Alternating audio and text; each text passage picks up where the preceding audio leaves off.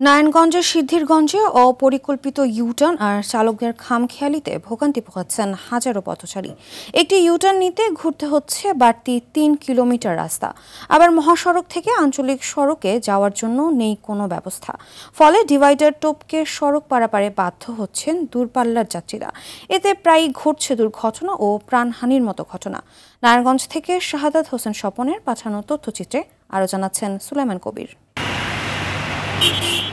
ঢাকা চট্টগ্রাম মহাসড়কে সিদ্ধিরগঞ্জ শিমরাইল মোড় হয়ে ঢাকায় প্রবেশ করে পূর্বাঞ্চলের 18টি জেলার মানুষ, যেখানে রয়েছে কয়েকশো ব্যবসা প্রতিষ্ঠান, ব্যাংক, বীমা ও শিল্প প্রতিষ্ঠান। দূরপাল্লার যাত্রী ও জনসাধারণের যাতায়াতের জন্য পাশের হাজী ইব্রাহিম সুপার মার্কেটের সামনে দীর্ঘদিন ধরে ছিল একটি ইউটার্ন। তবে যানজট নিরসনে ইউটার্নটি বন্ধ করে ৩ কিলোমিটার দূরে মৌচাকে নতুন ইউটার্ন নির্মাণ করেছে সড়ক ও জনপথ বিভাগ। তবে সেখানে রাখা হয়নি মহাসড়ক থেকে আঞ্চলিক সড়কে যাওয়ার কোনো ব্যবস্থা। আবার বাস চালকরাও মানছেন না যাত্রী নামানোর নির্দেশনা। এতে চরম ভোগান্তি পোহাচ্ছেন যাত্রীরা। ওটা নামার অসুবিধা হচ্ছে, তারপরে দেশ থেকে আসলে ওখানে নামলে ওই জায়গায় নামা যায় না, সেন্টারে মাঝপথে আমাদেরকে নামায় দেয়। এটা আমাদের জন্য খুবই বিব্রতকর বিষয় এবং কি অনেক রিস্ক। বিকল্প ব্যবস্থা না রেখে ইউটার্ন স্থানান্তরিত করাই বাড়তি জ্বালানি, সময় ও পরিবহন ব্যয় বাড়ার অভিযোগ চালকদের।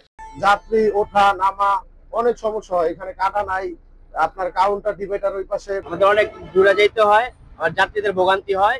সেই জন্য মনে করেন আমাদের ইউটার্নটা আগের যেখানে ছিল এখানে দিলে ভালো হয়। যানজট নিরসনের জন্য ইউটার্ন সরিয়ে নিলেও নির্দেশনা মানলে ভোগান্তি এড়ানো সম্ভব বলে দাবি সওজের নির্বাহী প্রকৌশলীর।